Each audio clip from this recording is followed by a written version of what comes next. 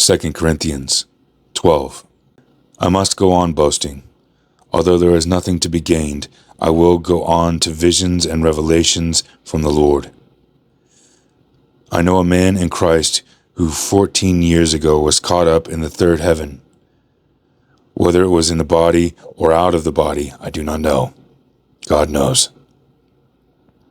And I know this man, whether in body or apart from the body, I do not know, but God knows, was caught up to paradise and heard inexpressible things, things that no one is permitted to tell. I will boast about a man like that, but I will not boast about myself, except about my weakness.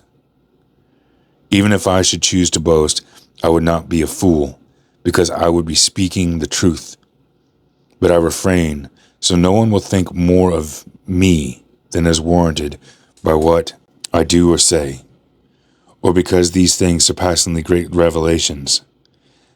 Therefore, in order to keep from me becoming conceited, I was given a thorn in my flesh, a messenger of Satan, to torment me. 3 times I pleaded with the Lord to take it away from me, but he said to me, My grace is sufficient for you, for my power is made perfect in weakness. Therefore, I will boast all the more gladly about my weakness, so that Christ's power may rest on me. That is why, for Christ's sake, I delight in weakness, in insults, in hardship, in persecutions, in difficulties. For when I am weak, then I am strong. I have made a fool of myself, but you drove me to it. I ought to have been condemned by you. For I am not in the least inferior to these super apostles, even though I am nothing. I persevered in demonstrating among you the marks of a true apostle, including signs, wonders, and miracles. How were you inferior to the other churches, except I was never a burden to you? Forgive me this wrong.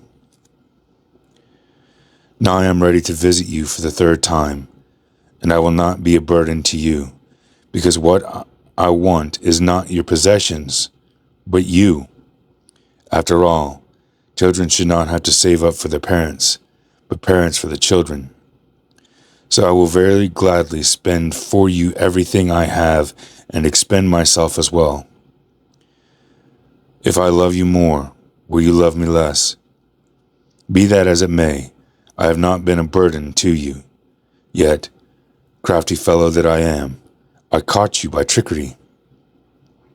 Did I exploit you through any of the men that I sent to you?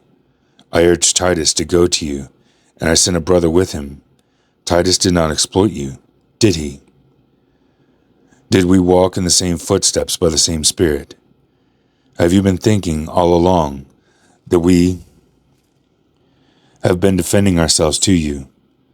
We have been speaking in the sight of God as those in Christ, and everything we do, dear friends, is for your strengthening. For I am afraid when I come, I may not find as I want to be, and you may not find me as you want me to be. I fear that there may be a discord, jealousy, fits of rage, selfish ambition, slander, gossip, arrogance, and disorder. I am afraid that when I come again, my God will humble me before you, and I will be grieved over many who have sinned earlier and have not repented of their impurity, sexual sin, and debauchery in which they have indulged.